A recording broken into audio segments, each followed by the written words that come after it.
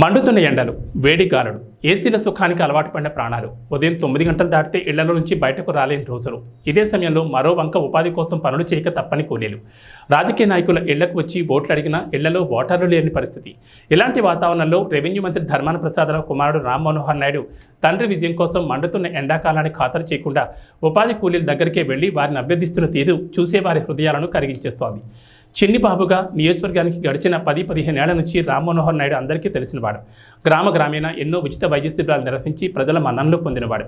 Revenue మంత్రిగా తండ్రి పాలన వ్యవహారాలతో రాష్ట్ర స్థాయి పార్టీ రాజకీయాలతో బిజీగా ఉన్నప్పుడు నియోజకవర్గ ప్రజలకు నిత్యం అందుబాటులో ఉన్నది చిన్నిబాబే. శుభానికి అశుభానికి తండ్రి తరపున హాజరవుతూ ఆయనపై భారాన్ని తగ్గిస్తూ గడిచిన 4.5 ఏళ్లు నిత్యం ప్రజల మధ్యనే ఉన్నారు.